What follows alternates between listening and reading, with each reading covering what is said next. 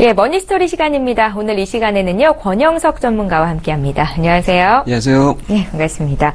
저금리 시대에 예금금리가 끝도 모르고 추락하고 있습니다. 여윳돈을 가진 분들이라면 어떻게 굴려야 될지 고민하신 분들도 참 많으실 것 같은데요. 어떻게 해야 되는 거예요, 전문가님?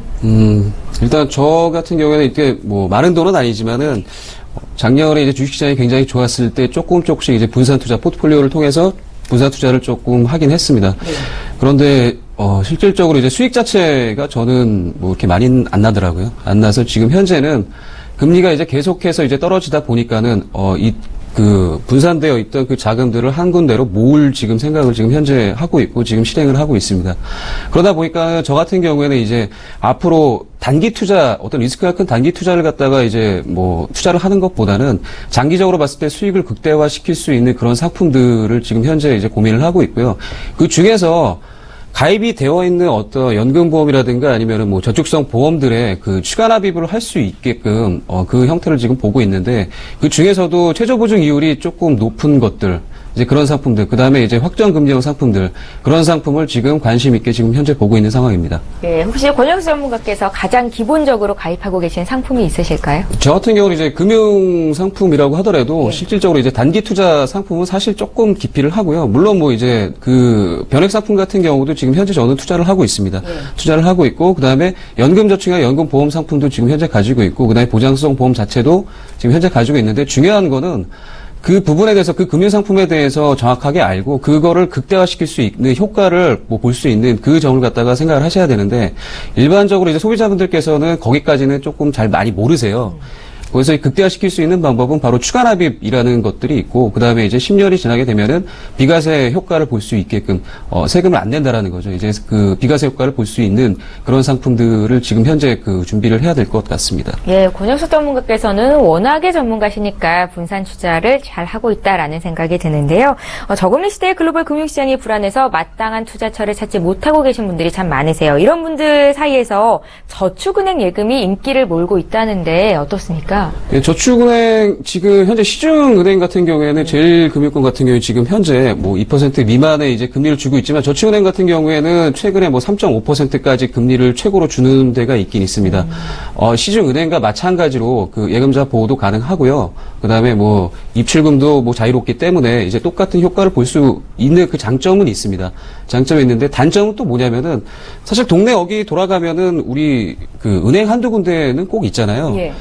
그래서 동네 어귀 돌아가면 저축은행은 사실 그렇게 찾기는 힘듭니다. 접근성이 떨어진다는 단점이 한 가지가 있고, 그 다음에 얼마 전, 몇 해 전에 뭐, 그, 부산저축은행이 뭐, 파산난 것처럼, 부산난 것처럼 약간은 조금 불안하지 않나, 조금 그런 단점이 조금 있습니다. 예, 예금자 보호 한도 내에서 저축을 해야 된다는 불안한 점도 있기 마련인데요. 예, 실질적으로 마이너스 금리라고 얘기를 많이 하잖아요. 그런데 이렇게 저축하는 게 의미가 좀 있겠습니까? 지금 현재는 사실 저도 그게 굉장히 큰 고민인데 예전에는 그러니까 쉽게 얘기해서 1년 동안의 물가상승률을 보통 최고로 작게 잡는다라고 하더라도 이제 4%를 잡거든요.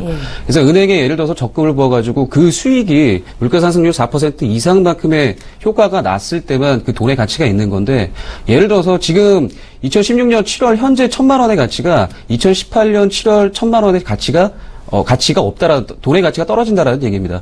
그 이유는 물가는 계속해서 올라가고, 이자는 떨어지고, 그 다음에 이자 소득이 발생한다고 하더라도, 이자 소득세, 세금 내고 나면은, 실질적으로 1,000만 원의 가치가 1,000만 원이 아니라, 뭐, 997만 원, 995만 원, 990만 원, 이렇게 떨어진다라는 그런 부분들이 있기 때문에, 마이너스 금리라고 얘기가 나오는 겁니다.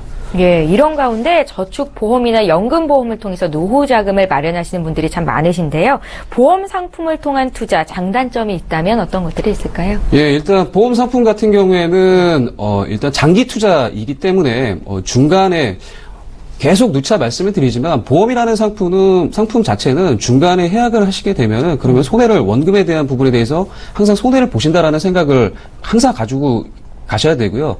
가입을 하는 것보다 그 다음에 유지를 하는 것이 가장 중요하고 만기를 봤을 때 그 효과가 극대화되기 때문에 그 점을 항상 유의를 하셔야 됩니다. 예.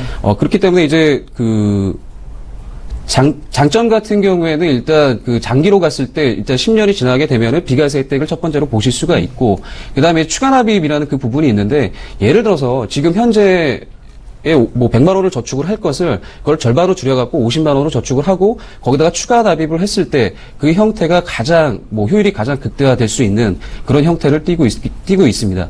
그 이유는 뭐냐면은 일단 보험 상품 같은 경우에는 이제 사업비라는 그 부분이 납입하는 그 초반에 좀 굉장히 많이 좀 들어가 있는 부분들이 좀 있고요. 그렇기 때문에 원금이 쌓이는 그 시점이 조금은 좀 떨어질 수가 있고 추가 납입은 이 사업비 자체가 극소량이 포함이 되어 있기 때문에 원금이 훨씬 더 많은 부분에서 적립이 돌아가니까 그 투자금 자체가 늘어날 수밖에 없다라는 겁니다. 그다음에 이제 비과세라는 부분인데 네. 추가 납입은 비과세와 직결이 되어 있습니다. 예를 들어서 10년짜리 계약을 했는데 중간에 5년 정도 된 상태에서 추가 납입을 했다. 5년밖에 안 채워지잖아요. 그 추가 납입분에 대해서도 비과세 혜택을 보실 수가 있습니다. 그런 큰 장점이 있고 이제 중간에 이제 단점이라고 이제 말씀드린 거는 사업비라는 그 부분들이 있기 때문에 원금이 올라오는 그 시점이 처음부터 추가 납입을 했다라고 하면은 시뮬레이션 돌려보니까는 최근에는 이제 뭐 금리 자체가 많이 떨어졌다고 하더라도 한 3년 정도면은 100% 지금 효과가 나오긴 하더라고요. 원금을 찾는데. 예. 그런데 이제 그 추가 납입을 안 한 상태에서 그냥 가져가신다라고 하면은 일단 중간에 해약을 했다라고 하면 원금에 대한 부분, 그 부분이 손실을 볼 수밖에 없다라는 겁니다.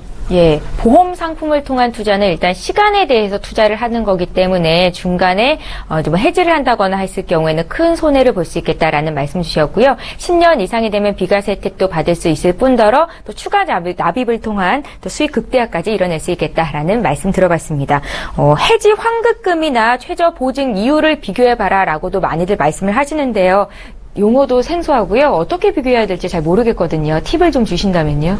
해지 환급금은 말 그대로 그러니까 내가 납입한 쉽게 얘기해서 그 보험료 적립금이라고 생각을 하시면 되고요. 그다음에 해지 환급금을 확인을 할 수 있는 방법은 가입하기 전에 가입 설계서 안에 시간 경과 흐름에 따라서 해지 환급금이 명시가 되어 있습니다. 이제 그 부분을 첫 번째로 이제 확인을 하시면 되고 그다음에 이제 최저 보증이율 자체는 뭐냐면은 금리는 지금 계속해서 떨어지고 있잖아요.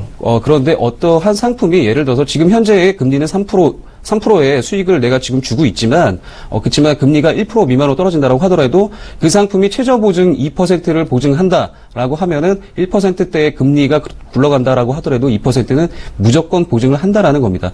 이런 해지 환급금이라든가 최저 보증 이율이라든가 이제 이런 부분들이 가입 설계서상에 다 나와 있습니다. 가입하시기 전에 그 상담하시는 설계사 분들이라든가 전문가 분들하고 꼼꼼히 그 부분들에 대해서 짚어보시고 최근에 나와 있는 상품들은 또 더군다나 이제 확정 금리형 상품들이 있기 때문에 그 부분까지도 꼭 한번 확인하셔가지고 가입하시는 것이 가장 좋습니다. 예, 알겠습니다. 세테크라는 말이 있습니다. 절세 상품에 대한 인기도 그만큼 높아지고 있는데요. 일반적으로 보험 가입 시에 절세 상품이라고 가입해라라고 권장하시는 분들도 많으시거든요. 예, 맞습니다. 지금 세테크라는 말 그 자체는 말 그대로 이제 그 세테크라고 얘기를 하는 건데 예. 일단 우선은 연금보험 같은 경우에는 두 가지 종류가 있습니다. 연금보험이 있고요. 연금저축보험이 있습니다. 그 연금의 세제 적격 상품, 그다음에 비적격 상품이 있는데 쉽게 얘기를 하면은 연금을 납입하고 있는 중간에 세제 적격 상품은 납입하고 있는 중간에 세금 혜택을 받는 것이고요. 비적격 상품은 납입하고 있는 중간에 세금 혜택은 받지는 않지만 10년이 경과하게 되면은 비과세 혜택을 받는 것입니다.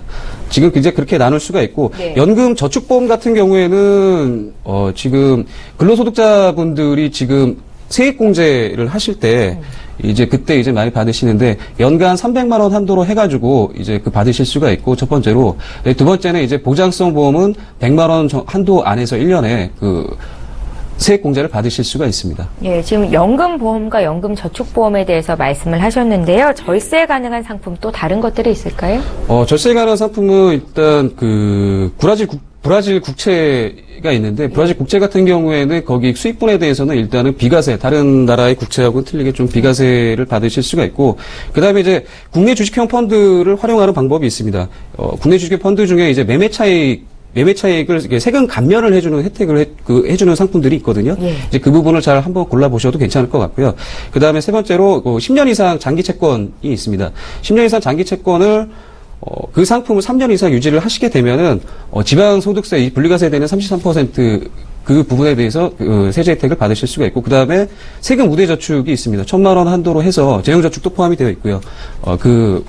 세금 그 효과를 보실 수가 있고 그 다음에 개인 사업 하시는 분들 같은 경우에 이제 연금을 가입을 해서 내가 연금에 대한 부분에 대해서 이제 세제 혜택을 받았다라고 했을 때 노란우산 공제에서 판매를 하는 또 연금 상품이 있습니다. 이제 그 상품 같은 경우에는 추가로 300만 원까지 또 추가로 그 세금 혜택을 우대를 주고 있습니다. 예. 이 정도로 좀 분리를 해서 선택을 하시면 괜찮으실 것 같으세요. 예, 절세를 받을 수 있는 상품까지도 지금 말씀을 좀 들어봤습니다. 자, 그 밖에 올해 출시된 개인 종합자산관리 계좌 요거랑 또 비과세 해외펀드 이야기는 많이 들어봤는데 실질적으로 어떻게 가입을 해야 되는 건지 또 어떻게 운용되는 건지도 잘 모르겠거든요. 가입 시 주의해야 될 사항들이 있을까요?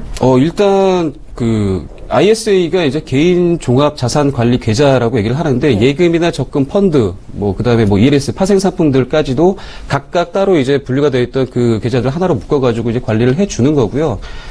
단점 같은 경우에는 일단은 소득 증빙이 가능해야지만, 그러니까 소득이 없으신 주부라든가 은퇴를 하신 분들은 일단은 가입을 하실 수가 없고, 그다음에 첫 번째로 이거 효과 자체는 의무납입 기간이 5년입니다. 5년 동안에 연 2천 납입 한도로 해가지고 2천만 원 순수익이 났을 때 그때 200만 원씩 그 수익에 대한 그 부분을 비과세 혜택을 주고 있습니다. 근데 중요한 거는 의무납입 기간이 5년이다 보니까는 이제 중간에 해약을 하시거나 그러시면은 절대로 안 되시겠죠. 예, 손해가 있겠다는 예, 말씀이시죠? 예, 알겠습니다.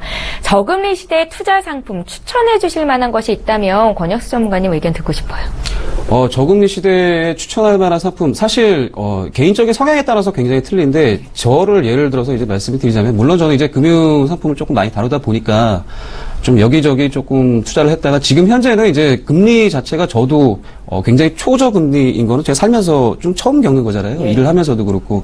그러다 보니까는, 작년 같은 경우에 이제 분산되어 있던 그 돈들을 지금 올해는 이제 하나로 지금 묶는 작업을 지금 현재 하고 있고요. 하나로 묶어서, 이전에 새로운 상품, 어떤 연금이라든가 그 장기로 굴러갔을 때 수익을 극대화시킬 수 있는 그 상품들에 대해서 일단은 한번 추가 납입이라는 그 부분을 극대화시킬 수 있게끔 지금 현재 구상을 하고 있고요.